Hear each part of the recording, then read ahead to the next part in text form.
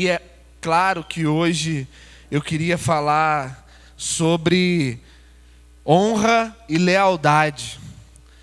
Fique tranquilo que eu não vou comprar um anel de apóstolo para você beijar, mas honra e lealdade são princípios do reino de Deus. E às vezes são coisas que nós deixamos de lado e às vezes nós simplesmente ignoramos por conta de pessoas que utilizaram disso para benefício próprio, quando na verdade honra e lealdade tem a ver com o reino eterno. E não com o reino temporal, com o reino humano, mas com o reino de Deus, um reino espiritual. Então, esses salmos que nós lemos, que fala, onde Deus fala que os meus olhos aprovam os fiéis da terra, e eles habitarão comigo, somente os que têm vida íntegra me servirão. É interessante nós pensarmos que o próprio Deus designa um atributo para aqueles que estarão com Ele e que servirão a Ele. O Tiago tem a frase lá no Pedras, que é o vamos servir, né? O famoso vamos servir. E isso é um convite. Ora ele pode ser uma exclamação, ora ele pode ser uma interrogação.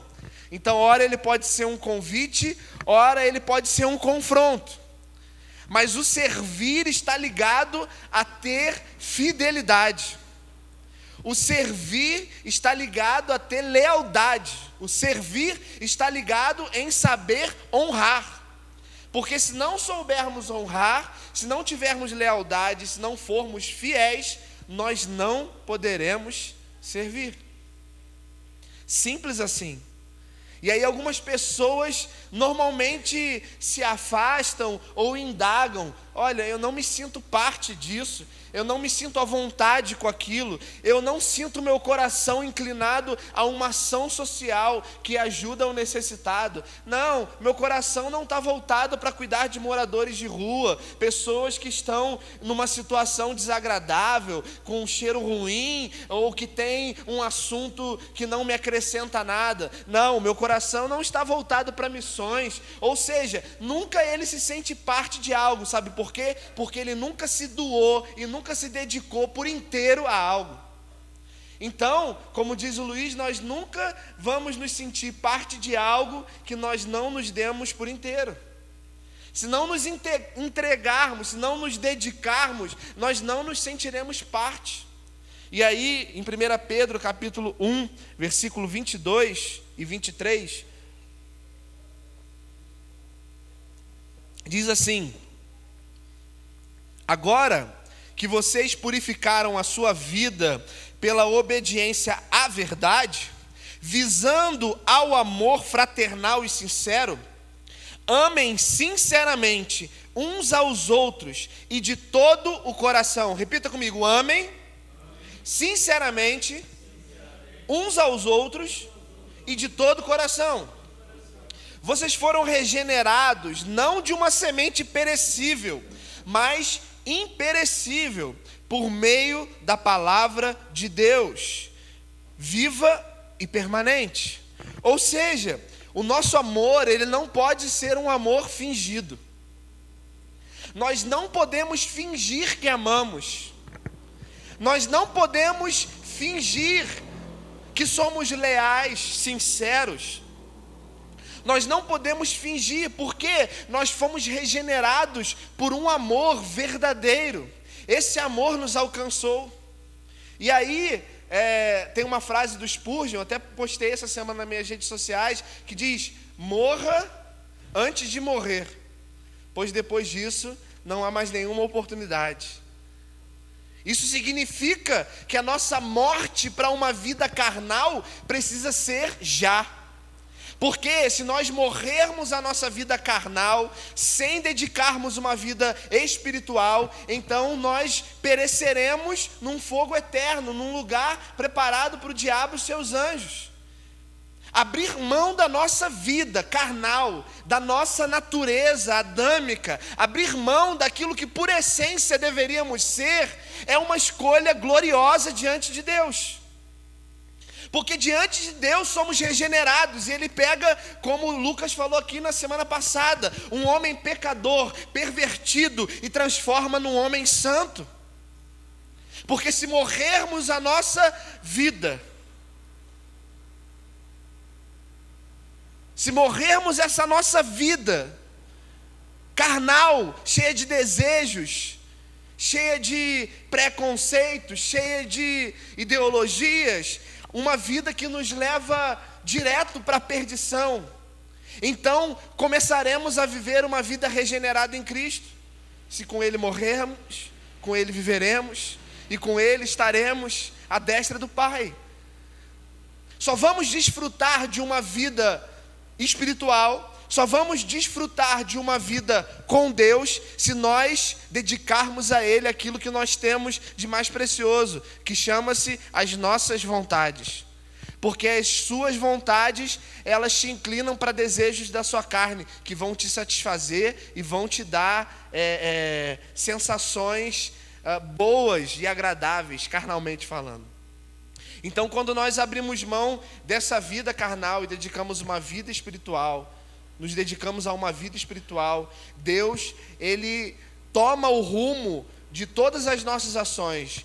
Ele começa a trazer sobre nós o que é a sua vontade, boa, perfeita e agradável.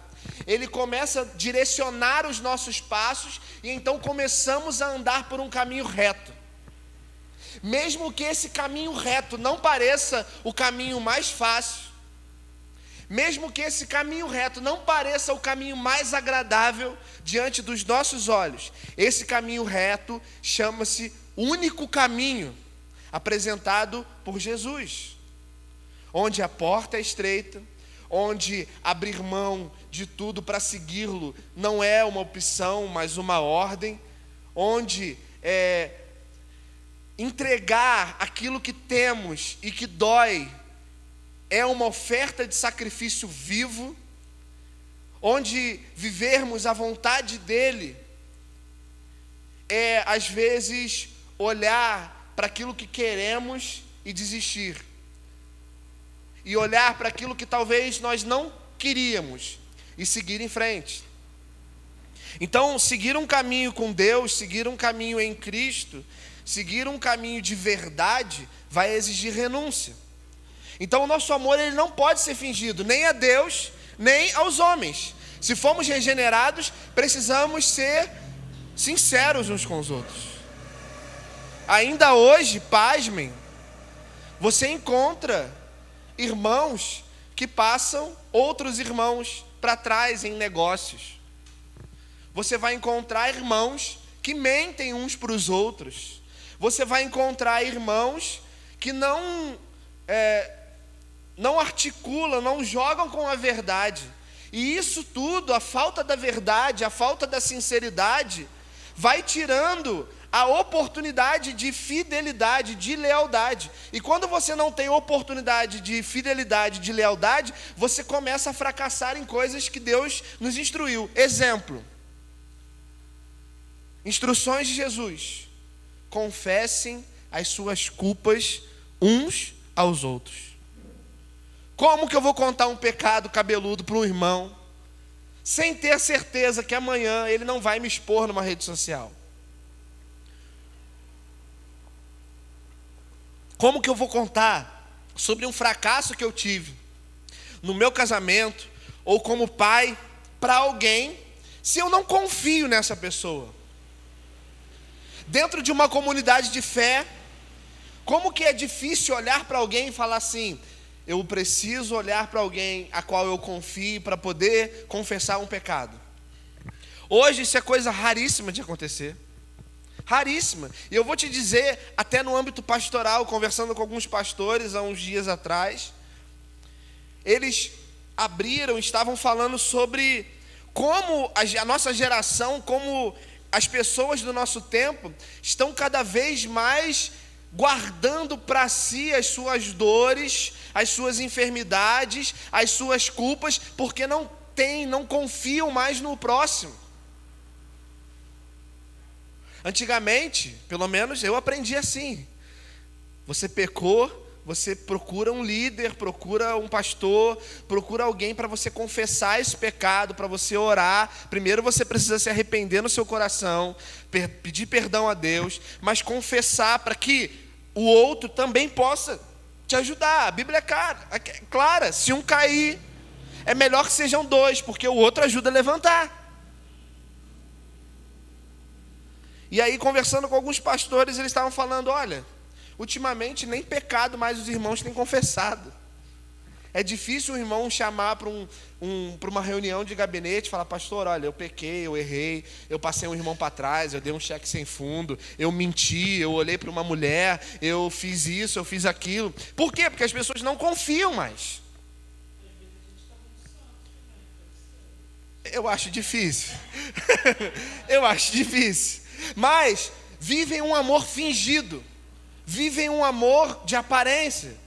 Posta na rede social uma foto, fala que ama. Te amo, pá. Mas não consegue confiar. Vive um amor fingido. Em Lucas, capítulo 22, versículo 28. Lucas 22, 28 e 29. Diz assim: vocês são os que têm permanecido ao meu lado durante as minhas provações, e eu lhes designo um reino, assim como meu Pai designou a mim, para que vocês possam comer e beber à minha mesa no meu reino e sentar-se em tronos, julgando as 12 tribos de Israel. Aqui Jesus está falando com seus discípulos, depois de ser indagado sobre quem é o maior. E ele traz uma resposta esplendorosa e ao mesmo tempo desconcerta os seus discípulos, porque ele diz que ele é como um mordomo. Ele não é como aquele que está à mesa, mas como aquele que serve à mesa. E quando ele é indagado sobre quem é o maior no reino de Deus, ele diz que o maior é aquele que serve. Aquele que aparentemente é menor, na verdade é o maior. No reino de Deus as contas são tudo trocadas, meu amigo. 1 mais 1 é igual a 1. Porque ele pega um homem e uma mulher e diz que não mais são dois, mas uma só carne. Então a conta de 1 mais 1 dá 1. Ele pega aquilo que diante dos homens seria mais, como é que eu vou dizer assim? Seria a patente mais alta e diz que a mais alta não vale nada. Que a que mais vale é a mais baixa. É o serviçal, é o mordomo. Então, ser leal, e aí ele vem trazendo esse texto de Lucas 22, que ele fala assim, vocês são os que têm permanecido ao meu lado durante as minhas provações. Isso significa que ser leal é permanecer junto, mesmo que as circunstâncias sejam difíceis. O exemplo clássico que nós temos é daquele cara ou daquela mulher que tem muito dinheiro e tem muitos amigos, mas um dia o dinheiro acaba e esses amigos vão embora. São nesses momentos de perda que Deus vai mostrar quem está do nosso lado. E às vezes Deus vai permitir justamente que você passe por um momento de ausência para você entender quem de fato está presente contigo. Porque quando tudo vai bem, é muito fácil as pessoas caminharem com você. Quando você está com a sua saúde mental, espiritual, com tudo funcionando, quando você é uma pessoa alegre, contente, quando você conta boas piadas, quando você tem dinheiro para chamar para passear, quando você tem alguma coisa para oferecer. Agora, e quando você está numa deprê? Quando você não quer mais sair, quando você não quer ver mais ninguém, quando você não tem mais nada para oferecer, quando você não tem dinheiro para chamar para passear. São nesses momentos de ausência de coisas que nós achamos importante que Deus nos mostra quem de fato está presente de forma real na nossa vida. Amigos que permanecem em momentos difíceis são amigos leais.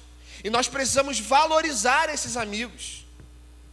E como corpo de Cristo, nós temos lutado e trabalhado para que muitos irmãos sejam como esses amigos.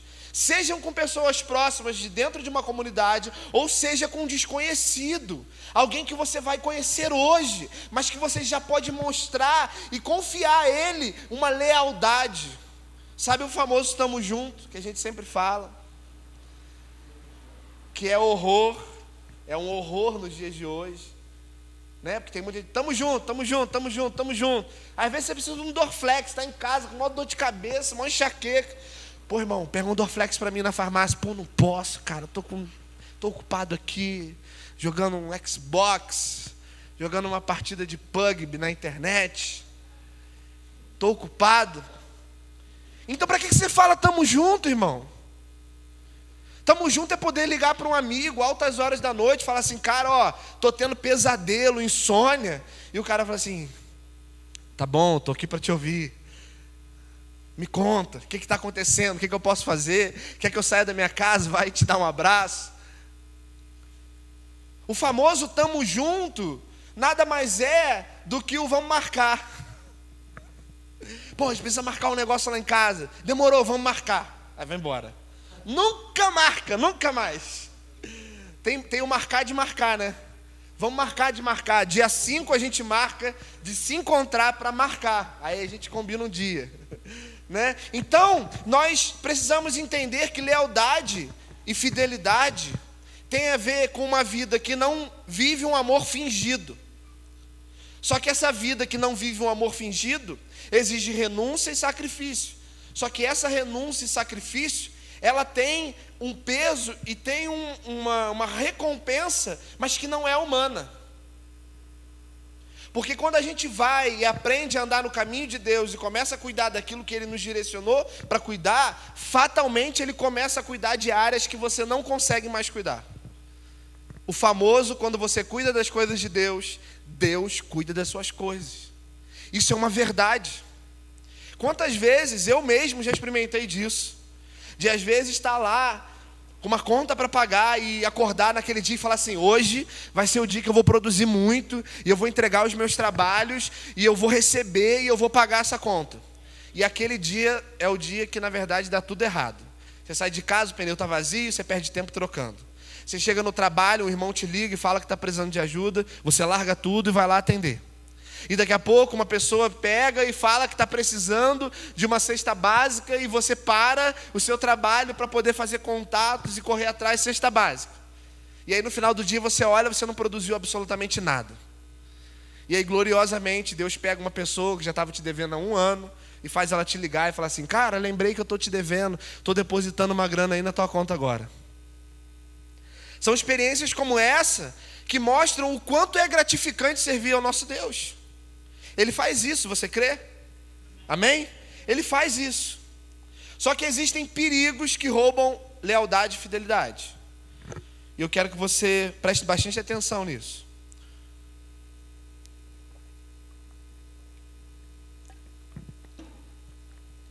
Um dos perigos que rouba a lealdade e a fidelidade é um espírito de independência. Como assim? Esse espírito de independência trata de pessoas que não gostam de dar satisfação a ninguém, que só gostam de fazer o que quer, na hora que quer. Pessoas que vivem com ofensas não resolvidas e que não aceitam ser feridos por nada. Nós precisamos entender que uma amizade, um relacionamento, seja numa comunidade chamada igreja, seja num propósito chamado casamento, em algum momento as pessoas vão se ferir. Seja um namoro, seja uma amizade de escola, em algum momento as pessoas podem se ferir, elas podem se decepcionar, isso é normal. O problema é que as pessoas estão pegando qualquer situação, qualquer ferida, qualquer decepção e destruindo amizades e relacionamentos por causa disso.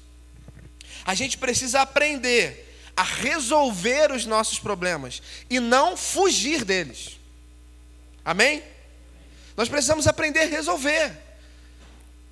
Jesus dá a instrução, fala assim, ó, se alguém der na tua cara, dá a outra face.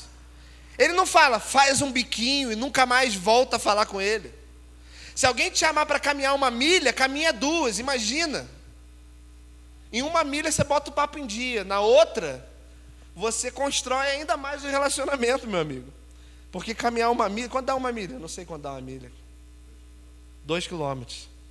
Aproximadamente 2 quilômetros. Caminha 2 quilômetros, irmão, com alguém. Tem que ter papo. Se não tiver, o papo vai surgir. Então a gente precisa aprender a resolver os problemas. Quer ver uma coisa que a gente precisa voltar a aprender a fazer? Perdoar e pedir perdão. Perdoar e pedir perdão não é só com sua esposa, não, meu amigo.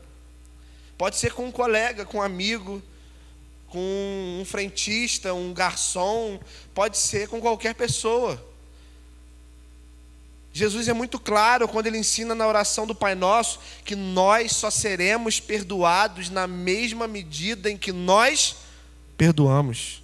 Se você é uma pessoa rancorosa que não perdoa ninguém, tem uma triste notícia. Você também não será perdoado.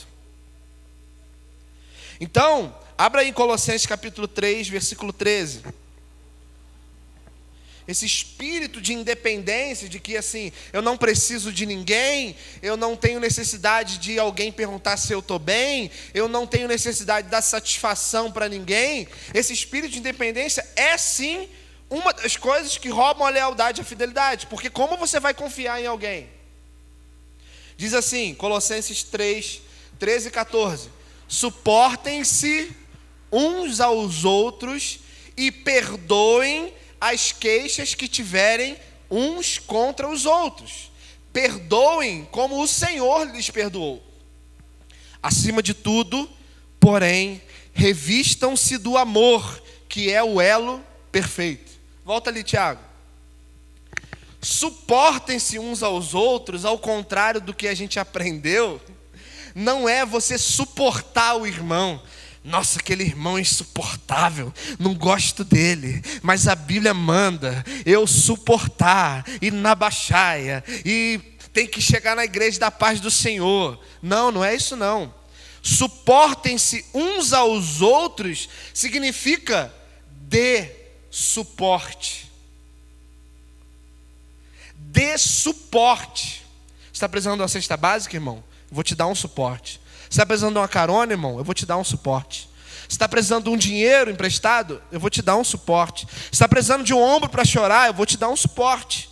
Você está precisando de oração? Eu vou te dar um suporte. O suportem-se uns aos outros não é você pegar aquele irmão que você odeia e você chegar na igreja, Pai do Senhor, tem que suportar em amor. Não, é dar suporte. Então isso tem a ver com lealdade e fidelidade. Dar suporte uns aos outros e perdoem as queixas que tiverem uns contra os outros. Problemas nós vamos ter, irmão. Vai ter dia que eu vou falar coisa aqui que você não vai concordar. Vai para casa como se nada tivesse acontecido. Vai ter dia que eu vou falar alguma coisa aqui que você não vai concordar, mas vai chegar em casa e vai ficar chateado comigo. Vai ter dia que você vai fazer uma coisa que eu não vou concordar e vou ficar chateado com você. Então, a instrução é: perdoem as queixas que tiverem uns contra os outros. E perdoem, olha o peso, a palavra dá peso a coisas e atitudes simples. Perdoem como o Senhor lhes perdoou. Como que o Senhor perdoou a gente?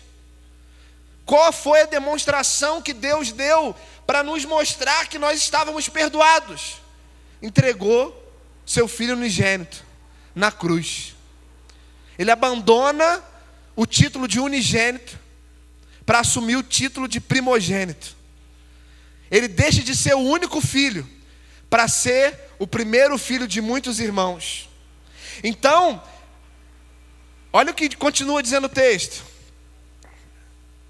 Volta lá rapidinho. mandou bem, né? Mas assim, olha o que continua dizendo o texto. Vai para o próximo, 14. Acima de tudo, revistam-se do amor, que é o elo perfeito. E aqui a gente vem traçando uma linha e trazendo como principal um amor não fingido. Se nós queremos ter um bom relacionamento, revistam-se do amor. E o amor não é um sentimento, o amor é uma pessoa. Então, meu amigo, encha-se de Deus, encha-se de Jesus, porque somente cheios de amor nós poderemos viver uma vida assim. Aleluia! Uma segunda coisa,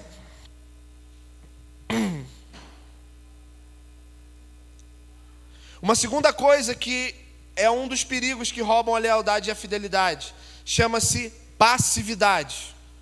Ou seja, é quando nós não queremos nos envolver na obra do Senhor.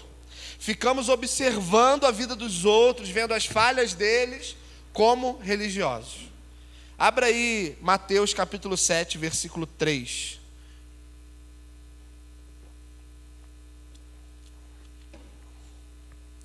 Porque você repara no cisco que está no olho do seu irmão e não se dá conta da viga que está no seu próprio olho. Como você pode dizer ao seu irmão: deixe-me tirar o cisco do seu olho, quando há uma viga no seu, uma viga da perimetral, daquelas que sumiu, pequenininha, sabe? Hipócrita, tire primeiro a viga do seu olho, em outras versões a trave, e então você verá claramente para tirar o cisco do olho do seu irmão. Pessoas que, ao invés de mostrarem aquilo que é verdadeiro, ficam apontando aquilo que é falso. E aí eu te pergunto, o que adianta? O que adianta? Está lá o Davi, complexo do Alemão, ele e outro soldado junto com ele lá. Aí tem lá um alvo que eles precisam abater. Aí o outro irmão dá o primeiro tiro, pum, erra. Aí ele dá o segundo tiro, pum, erra. Dá o terceiro tiro, erra. Dá o quarto tiro, erra. Vai adiantar o Davi ficar assim: ô irmão, você está errando. Ô irmão, vai um pouquinho para a direita. Não é mais fácil se ele tiver com um fuzil na mão também pegar, mirar e acertar? Pum, acabou, resolve. Finishing. Ponto. Não, mas é muito mais fácil a gente ficar falando do erro do outro. Olha lá, tá errando. O fuzil dele é igual ao meu. Tem a mesma quantidade de munição que eu tenho. Ele está no mesmo lugar. Ele teve o mesmo treinamento, mas ele está errando. Ah, é lá que burro, dá 0 para ele. Era para ter um pouquinho mais para a direita. Em vez da gente ficar observando aquilo que os outros estão fazendo de errado, Deus nos chamou para vivermos uma verdade. E toda verdade, ela oculta aquilo que é uma inverdade, aquilo que é falso. Se você apresenta uma verdade, meu amigo, não há contestação de mentira que vá tirar o peso daquilo que é verdadeiro. E é muito melhor nós vivermos porque algumas pessoas dizem assim: não, mas tem aquela mentirinha do bem, né? Aquela mentirinha que se eu falar, eu me livro, eu me safo. Meu amigo, é muito melhor você sofrer o dano da verdade do que viver benefícios de mentira. Muito melhor. Por quê? Porque aquilo que está oculto, uma hora vai vir à tona. Quer você queira, quer você não queira. Olha aí para a Lava Jato. Olha para situações que estão diante do país e que a gente vê uma coisa tão monstruosa acontecendo. E você fala assim: cara, como é que estão fazendo isso e a gente não sabia? Você imagina quando não tinha essa velocidade de informação, o quanto já não roubaram, o quanto já não botaram debaixo dos tapetes. Hoje a gente tem velocidade de informação, o cara vai preso hoje, a gente sabe na hora. Tem um vídeo, alguém postou, alguém viu, pá, então chega rápido. Agora você imagina quem não se aproveitou dessa ausência de informação. No século passado, quando uma notícia demorava não sei quantos dias para chegar numa redação, você nunca vai ficar sabendo do que aconteceu. Então não adianta viver benefícios da mentira, porque uma hora ela vem à tona. Aí você descobre que 30 anos depois, uma pessoa foi presa porque foi constatado que ela estuprou, não sei o que, 30 anos depois. Mentiu, ocultou, mas uma hora a verdade veio à tona. Terceiro ponto que eu anotei aqui, que é um dos perigos que roubam a lealdade e a fidelidade, é o espírito de crítica. Mas levando para o lado ruim da palavra. Porque a gente sabe que uma crítica, ela pode ser de uma pessoa que tem critérios. E aí, quando a pessoa tem critérios e ela faz uma crítica, ela traz uma informação para acrescentar ou para mudar para algo bom, isso é legal. Mas tem pessoas que só usam a crítica para o que a gente conhece, fator criticar, reclamar, destruir e etc. Então, esse espírito crítico é quando passamos a comentar os defeitos e os problemas das pessoas com pessoas que não podem resolver absolutamente nada. Ou seja, fazer fofoca, né? Você vira lá para uma pessoa que não pode fazer absolutamente nada e conta o problema do irmão que te confessou o pecado no culto anterior. Ai, sabe aquele irmão? Aquele irmão está fazendo isso, está fazendo aquilo. Ele começa a criticar, ele começa a querer manchar a reputação, ele começa a querer destruir. E isso vai fazer com o quê? Vai fazer com que aquela pessoa não confie mais nele, não tenha fidelidade. Tiago capítulo 4, versículo 11, diz assim: irmãos, não falem mal um dos outros. Quem fala contra o seu irmão ou julga o irmão, fala contra a lei e a julga. Quando você julga a lei, não está cumprindo, mas está agindo como juiz. Então o que adianta nós vivermos fazendo fofoca uns dos outros, quando isso na verdade não vai gerar lealdade nem fidelidade? A gente falou aqui na aula anterior sobre omissão. Nosso tema foi omissão e foi muito interessante. Uma aula que a gente discorreu, começou dentro de uma linha de pensamento, no meio a gente já estava tendo um entendimento de que era algo diferente e começou a conversar sobre assuntos muito importantes para se manter um bom relacionamento. Então isso tem a ver com fidelidade e lealdade. Ou seja, maledicência e murmuração não cabem na vida de uma pessoa que é verdadeira e leal. Rebeldia é um dos estágios de deslealdade mais avançados.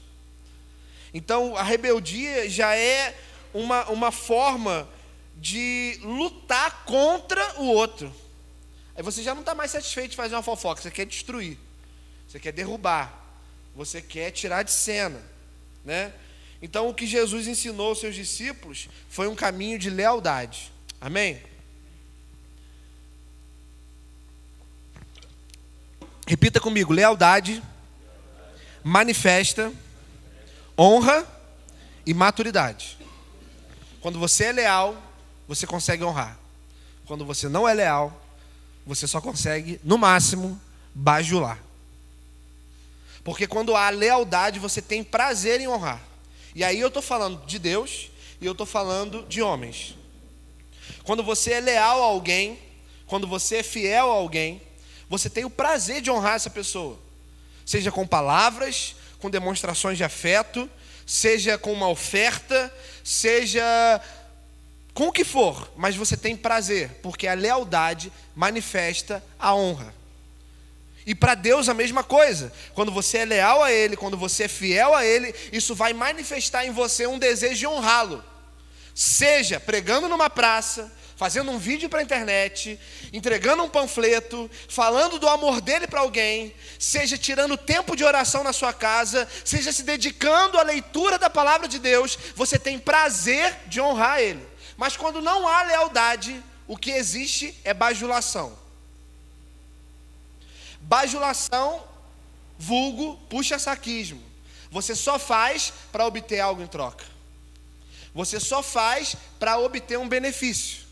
Então, na frente do Davi, eu fico falando que ele é forte, que ele é isso, que ele é aquilo, que ele é bonito, né? Hoje tem que puxar o saco do Davi, né? Tanto tempo que ele não vem. Mas aí ele vira as costas e fala: mas o Davi, irmãos, ó, Isso aí, tá, né? Fico lá falando. Ou seja, isso não é honra, sabe por quê? Porque honra é diferente de bajulação. Honra tem a ver mais com aquilo que você fala na ausência do que na presença. Sabe por quê? Porque na presença você desfruta. Quando eu estou perto do Davi, vou aproveitar, o cara está aqui, vou abraçar ele, vou conversar, vou oferecer um lanche para ele no final do culto, eu vou chamar ele para vir de volta, eu vou botar o papo em dia, eu vou mostrar para ele a igreja nova, falar, cara, entra aqui nessa sala, entra aqui nessa outra, pô, volta aí e tal, eu vou desfrutar. E depois que ele for embora, se eu virar para alguém e falar assim, pô, tá vendo aquele cara? Ponta firme, irmão. Gente boa. Pô, é um cara que palpa toda a obra. Isso é honrar. Ou seja, na presença você desfruta, na ausência você honra. Mas a honra só pode ser manifestada através de lealdade, tanto a Deus quanto a homens. 1 Crônicas, capítulo 11, versículo 1, do 1 ao 3. 1 Crônicas, capítulo 11, versículo do 1 ao 3.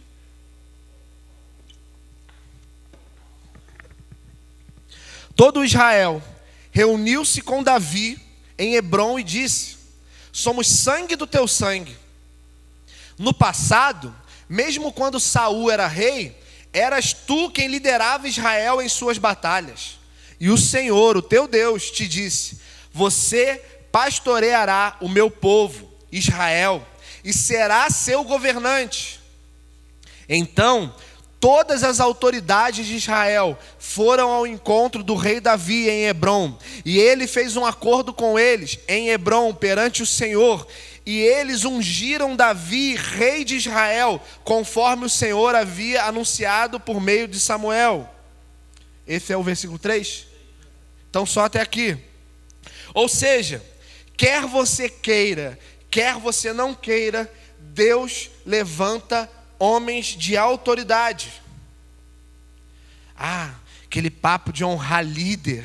E eu não estou puxando sardinha para mim, eu não tenho problema com isso, irmão. De verdade. De verdade. O papo de honrar líder, honrar o meu patrão, honrar, sei lá, seja lá o que for. Isso não é para mim, não. Irmão, quer você queira, quer você não queira, você vai encontrar em toda a sua vida pessoas que Deus vai levantar para governar certas áreas e situações. Seja o dono de uma empresa a qual você vai se submeter como funcionário, seja o pastor de uma igreja que Deus vai dar direção e caminho para que você vá junto e participe junto. Seja, sei lá, seja qualquer coisa, Deus vai sempre levantar homens, entendendo que a pluralidade, ela vai funcionar desde que ele possa dar direção. Ele pega Moisés, um homem, para libertar uma nação do Egito, um povo. Então tem um homem e pessoas submetidas a esse homem. Mas não a um paternalismo, a um comando de rédeas, não, mas por inspiração a Deus. E aí o texto continua lá no verso 15, versículo 15, ainda de 1 Crônicas, até o 19. Quando um grupo de filisteus estavam acampando no vale de Refaim, 3 chefes do pelotão dos 30 foram encontrar Davi na rocha que há perto da caverna de Adulão. Estando Davi nessa fortaleza e o destacamento filisteu em Belém, Davi expressou o seu desejo: quem me dera me trouxessem água da cisterna que fica junto à porta de Belém. Então, aqueles 3 infiltraram-se no acampamento filisteu, tiraram água daquela cisterna e trouxeram a Davi, mas ele se recusou a beber. Em vez disso, derramou-a como oferta ao Senhor. Longe de mim fazer isso, ó meu Deus, disse Davi. Esta água representa o sangue desses homens que arriscaram a própria vida. Eles arriscaram a vida para trazê-la e não quis bebê-la. Foram essas as proezas dos 3 principais guerreiros. E aí eu vou te dizer quem eram esses caras. Versículo 11, se eu não me engano. A gente está em qual versículo? Vai no 11. Esta é a lista deles: Jazobeão, olha os nomes, um Aqumonita, era o chefe dos oficiais. Foi ele que, empunhando sua lança, matou 300 homens numa mesma batalha. Continua. Depois, Eleazar, filho de Dodô, de Aoi, um dos 3 principais guerreiros. Ele estava com Davi na plantação de cevada de Paz-damim, onde os filisteus se reuniram para a guerra. As tropas israelitas fugiram dos filisteus, mas eles mantiveram sua posição no meio da plantação. Eles o defenderam e feriram os filisteus, e o Senhor lhes deu uma grande vitória. Continua. Quando um grupo de filisteus estava acampado no vale de Refaim, chega, só até aí. Eu acho que faltou um, né? Foi o 10? Que é o 10, volta lá no 10.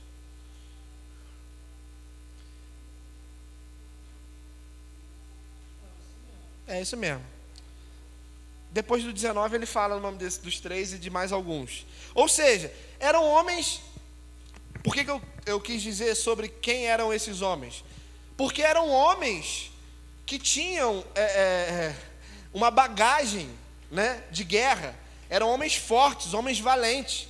Sabe o que acontece? Aquele que é designado como rei faz um pedido, sussurra um pedido. Ele balbuceia ali um pensamento. Ele fala: poxa, quem dera, eu queria muito tomar uma água lá da cisterna que fica lá na porta de Belém. Só que era onde os inimigos estavam. Sabe o que esses homens fazem? Saem de madrugada, ouvem aquele desejo do rei e vão lá só para pegar água. Colocam a própria vida em risco. Como eu falei, Deus vai sempre levantar homens de autoridade. Mas como identificar quem são esses homens? O que eles fizeram não foi bajulação, foi honra. Por quê? Porque eles eram fiéis, eles eram soldados fiéis, eles eram pessoas a qual Davi poderia contar. E para provar isso, ou simplesmente não para provar, mas para demonstrar que eles estavam juntos, eles colocam a própria vida em risco, só para poder pegar água de uma cisterna. O que Davi faz? Davi, quando vê aquela situação, ele não acredita. Ele fala: cara, esses homens arriscaram a própria vida só para me trazer água. Ele derrama essa água, mas ele não derrama essa água simplesmente, ele derrama como uma oferta ao Senhor. E ele exclama: Senhor, meu Deus, esses homens arriscaram a própria vida, essa água representa o sangue deles, eu te entrego como oferta. Você vai reconhecer quem são os homens de autoridade quando esses homens, em primeiro lugar, honrarem a Deus e não se satisfazerem ou aproveitarem por serem honrados e se tornar um aproveitador. Um homem honrado sempre vai honrar o Senhor em primeiro lugar. E uma das coisas que a gente precisa aprender é ser honrado e honrar o Senhor em primeiro lugar. Caso comum, bacana e normalmente um caso que chama atenção na igreja. Alguém que ganha um carro. Ô, Luiz, te ofertar um carro. Beleza. Não, irmão, que isso? Pelo amor de Deus, não faz isso comigo não. Quem sou eu para aceitar? Deus faz e gera coisas como essa. Então, em primeiro lugar, aprenda a ser honrado. Se Deus te colocar no lugar de destaque, aprenda a ser honrado. Deus pega José, tira de um lugar de desonra, coloca no lugar de honra. Governador do Egito. Não, quem sou eu? Pô, só um camaradinho ali, gente boa. Não, aprenda a ser honrado. Assuma aquilo que Deus chamou para ser. Mas, antes disso, aprenda a honrar a Deus em primeiro lugar. O que você vai fazer com esse carro que você acabou de ganhar, Luiz? Se o irmão te pedir uma carona, você vai dar? Aquele outro que você tem lá na sua garagem, você vai fazer o que com ele? Vai vender para alguém? A gente precisa entender que nós só seremos honrados quando nós aprendemos a honrar o Senhor. Deus só vai te dar uma coisa que você já está disposto a entregar para Ele. Deus nunca vai te dar algo que te prenda. Deus não vai te dar coisas para te fazer fugir e sair do propósito. A gente falava sobre isso hoje. Existem pessoas que Deus não vai fazer prosperar na vida, porque sabe que o prosperar nessa pessoa vai fazer com que ela saia do propósito eterno. Assim como Deus vai pegar pessoas e vai fazer prosperar muito, porque sabe que o coração delas está em honrar a Deus. Uma pessoa me procurou nessa campanha. Um empresário aqui da cidade viu, me ligou, falou assim: cara, me dá a tua conta que eu vou fazer um depósito. E ele fez o depósito, me mandou o comprovante. E eu não conheço a pessoa, não conheço. E aí eu peguei e mandei um print para ele lá da conversa. Falei: poxa, cara, queria te mostrar qual é o desespero dessa família, sem identificar quem é. Pô, olha o que está acontecendo. Ele falou: cara, não precisa me mandar nada. Eu confio plenamente no trabalho de vocês pelo que eu acompanho. Então, fica tranquilo. Eu tenho certeza que vocês vão empregar essa grana em algo bom. Aí eu te falo, esse cara tem um coração no reino ou não tem? Sei lá se ele é crente, nem deve ser. Tem um coração no reino, meu amigo. Deus vai dar recurso. Às vezes mais do que a gente que é crente. Fora o peso de responsabilidade que traz, porque às vezes a gente acha que não está sendo observado, mas as pessoas estão olhando para nós. Contei a história. Eu estava lá em Caxias, semana passada, no feriado. Aí a gente foi ali no shopping para comer rapidinho. Aí vamos ali comprar uma Bíblia para o Enzo, que ele está começando a ler. A gente queria dar uma Bíblia de presente. Entramos numa livraria, ela chamou o atendente, falou: qual é a versão dessa Bíblia? Aí o atendente olhou para mim, olhou para ela e falou assim: você não é o pastor lá do Mevan em Petrópolis? Lá em Caxias. Eu te acompanho nas redes sociais. Ou seja, tem pessoas que estão olhando para a gente que a gente não faz a mínima ideia nem de quem são. Mas a nossa vida precisa ser um testemunho vivo. Por isso não podemos viver um amor fingido. Por isso não podemos deixar de sermos leais uns aos outros. Por isso não podemos deixar de ser fiéis ao Senhor. Por isso não podemos deixar de aprender a honrar a Deus em primeiro lugar. Porque Deus vai nos honrar. E eu me senti honrado quando esse cara disse para mim: olha, não precisa me mostrar o que vocês estão fazendo. Eu confio no que vocês fazem. Isso é saber que você está numa posição de confiança. Como lá o projeto. A gente fez o projeto. Pessoas que nunca viram a gente alugaram um local, colocaram uma missão na nossa mão e mandaram oferta, mandaram recurso, mandaram um monte de coisa, irmãos. E a maioria das pessoas nem sabia quem nós somos, nem sabiam quem nós éramos. Então Deus, Ele vai e Ele tem lugares preparados para nós, lugares de honra. Mas antes você precisa dedicar o seu coração a Ele, para quando você chegar nesses lugares de honra, você saber honrar a Deus. Honra e lealdade são fundamentos. Fundamentos. Muitas pessoas, igrejas, pastores, coaches, etc., usaram disso, de honra e de lealdade, para enriquecer, para botar dinheiro no bolso. Eu sei, mas não dá para julgar e mudar a palavra de Deus por causa de meia dúzia de gato pingado que fez besteira. Honra e lealdade continuam sendo princípios do reino, e princípios são imutáveis, princípios são eternos. A lei muda, princípio não. Princípio não, irmão. Princípio não tem começo, não tem final. Vai entender por que quando Caim e Abel vão encontrar com o Senhor, eles levam oferta. Quem já tinha instituído oferta? Quem já tinha dado palavra de oferta, irmão? Caim e Abel, filho de Adão e Eva. Os primeiros moradores da terra vão encontrar com Deus e levam o quê? Oferta. Cara, algum princípio tem estabelecido em algum lugar que motiva aquelas pessoas a fazerem isso. Então que você seja motivado pelos princípios de Deus e não pelas leis humanas. Que você seja motivado por aquilo que é a palavra de Deus e não por aquilo que são instruções terrenas. Por isso nós precisamos nos dedicar e nos aprofundar nas Escrituras. Quarta-feira tem sido um tempo muito precioso aqui, irmãos. Uma pena que a gente tenha tido uma redução tão drástica do número de pessoas que frequentavam os estudos de quarta. Isso às vezes nos faz dar passos mais lentos, Por quê? Porque a linguagem, ela demora a ser passada para um contexto geral, plural. Às vezes 2, 3, 4 que estão aqui recebem uma informação, uma instrução, um aprofundamento. Aí os outros 10, 15, não. E aí até que essa informação e esse aprofundamento sejam transmitidos, até que seja formada uma mentalidade plural na igreja, isso leva mais tempo. Quando nos reunimos como corpo, como igreja, a gente não está instituindo aqui um clube. Não é o Clube Mevan Petrópolis, que eu pago uma taxa, lá eu pago lá uma joia todo mês, né? O meu dízimo é uma joia, para eu poder sentar na cadeira azul, para poder ouvir 1 hora de pregação aos domingos, ver um videozinho no Data Show, que inclusive, prepara aí o primeiro, por favor. Eu tenho 2 vídeos para passar rapidinho aqui para vocês, para eu poder, para o meu filho poder ter lá 1h30 de instrução com a tia da salinha. Não é um clube. Fosse assim, eu não estaria aqui, porque eu não tenho chamado para ser administrador de clube. Não tenho nem vontade de ser. Uma igreja é uma instituição fundada em Deus.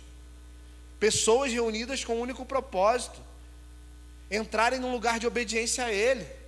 E isso às vezes é muito mais sacrificial para quem instrui do que para quem recebe. Se é ruim para você receber uma instrução que te ofende, que fere a tua carnalidade, pior é para mim saber que eu vou falar uma coisa que te ofende, que fere a tua carnalidade, que você pode ficar chateado comigo por conta da palavra de Deus. Quantos amigos eu já perdi nessa caminhada? Quantos amigos? Então, fidelidade e lealdade tem a ver com isso. E entender que o ferro afia o ferro, irmão. Que hoje a gente está bem, sorrindo, amanhã a gente pode se estranhar, mas que principalmente nós precisamos aprender a nos perdoar. Que precisamos aprender a resolver os nossos problemas. Você sai daqui hoje com um problema com o pastor e vai para outra igreja. Resolve nada, irmão. Amanhã um irmão vai falar: ih, aquele irmão teve um problema lá com o pastor, brigou, saiu brigado, discutiu, foi embora. Aí aquele pastor já vai olhar diferente, já não vai querer dar cargo. Eu estou falando de coisas que eu vivi. Saí fugido de um lugar, fui para o outro. Aí o pastor soube, o que ele fez? Me boicotou, não deixava eu tocar, não deixava varrer a igreja. Pastor, estou aqui, me bota na escala aí para limpar o banheiro. Ele, aham. A Zé está ali de prova. Ele, aham. 8 meses no banco. Pô, não é possível. Aí o cara foi embora, entrou um outro pastor na igreja. Cara, eu quero limpar o banheiro, pelo amor de Deus. Ele, eu sei, pode limpar a partir de amanhã. Falei, mas por que o outro não deixava? Não, porque ele ficou sabendo umas coisas suas. Não tem problema, eu vou lá resolver agora. Vou lá resolver agora. Por quê? Porque fugir dos problemas é mais fácil, mas não é mais eficiente. Amém? Quero passar um videozinho para vocês aqui rapidinho. Bota o primeiro aí, Thiago, por favor.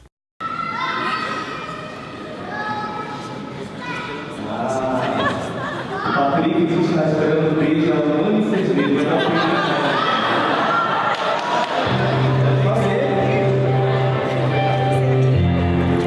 Mas muito antes de eu te conhecer, eu fiz uma promessa com Deus. Eu me guardei por 22 anos.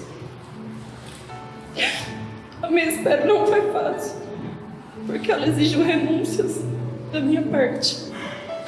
Obrigada por esperar junto comigo.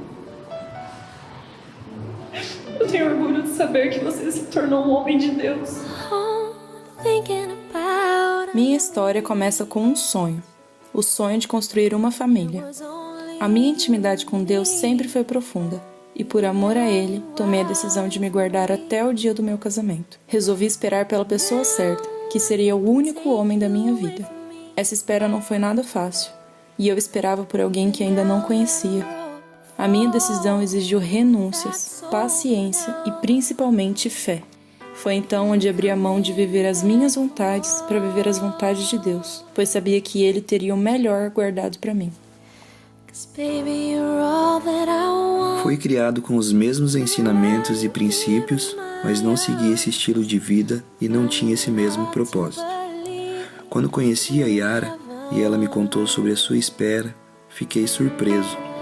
Senti no coração que Deus me deu um grande presente. E eu queria honrar esse presente tão valioso para Deus. Mudei minha forma de pensar e vi que Deus estava me dando uma nova oportunidade para recomeçar. Deus uniu as nossas vidas para cumprirmos o mesmo propósito. Começamos o nosso relacionamento decididos a esperar juntos até o casamento. E no período da Quaresma, resolvemos dar um passo ainda maior. Ficamos 40 dias sem se beijar. E no final desse período, sentimos no coração que poderíamos ir ainda mais longe. Então determinamos que só iríamos se beijar novamente no altar.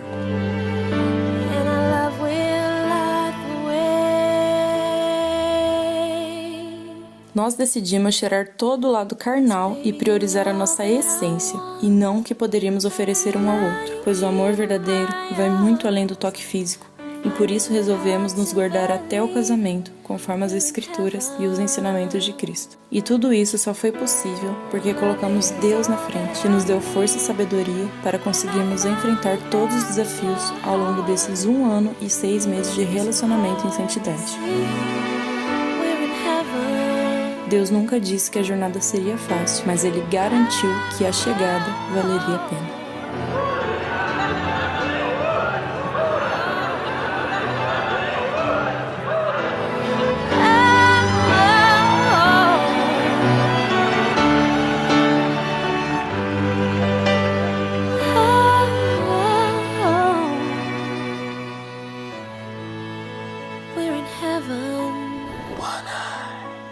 Então esse é o primeiro vídeo, que fala sobre lealdade. E a lealdade tem a ver com se engajar no propósito do outro. É ir junto até o final. Ele não tinha o mesmo propósito dela. Mas quando ele descobriu aquilo que ela tinha como projeto de vida, ele se engajou naquilo e entrou de cabeça. Né? A gente acha que é homem, que é brabo quando pega um monte de gente. Brabo é esse aí, que é com 1 ano e 6 meses sem beijar na boca. Bota o outro vídeo aí, rapidinho.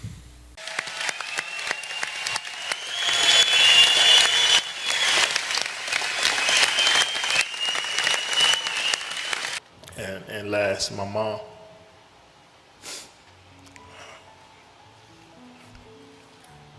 I don't think you know what you did.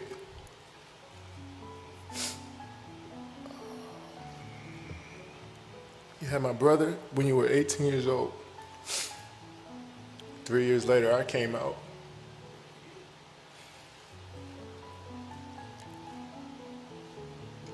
We were stacked. The odds were stacked against us. Single parent with 2 boys by the time you were 21 years old. Everybody told us we weren't supposed to be here. We moved from apartment to apartment by ourselves. One of the best memories I had is when we moved into our first apartment. No bed, no furniture, and we just all sat in the living room and just hugged each other. Because that's what we thought we made it. And when something good happens to you, I don't know about you guys, but I tend to look back to what brought me here. And you wake me up in the middle of the night in the summer times, making me run up a hill, making me do push-ups, screaming at me from the sideline of my games at 8 or 9 years old. We wasn't supposed to be here. You made us believe. You kept us off the street, put clothes on our backs, food on the table. When you didn't eat, you made sure we ate. You went to sleep hungry. You sacrificed for us. You the real MVP.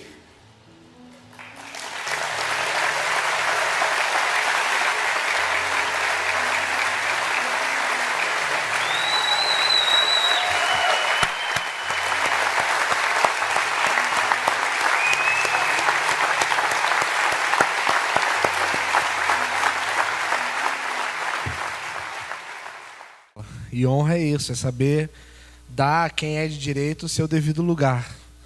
Então, 2 vídeos para falar de lealdade e falar sobre honra. Então, são coisas que nós precisamos entender, que são princípios do reino, que podem ser aplicados em todas as áreas da nossa vida. E quando nós não praticamos esse princípio, nós perdemos a referência. quando nós não conseguimos honrar e ter lealdade, nós não podemos dizer que fazemos parte desse reino, né? Ou seja, se a honra e a lealdade são um dos fundamentos, e sem fundamento a gente não vai viver nenhum tipo de avivamento. Nós precisamos reposicionar e transicionar para um lugar onde os princípios do reino de Deus balizam as nossas decisões e a nossa vida. Por isso que muitas igrejas estão clamando por avivamento e o tal avivamento não vem. Por quê? Ou nem consegue experimentar do avivamento que já veio. Por quê? Porque não vivem baseadas em princípios. Princípios do reino movem a noiva aqui na terra. Amém? Queria te convidar a se colocar de pé.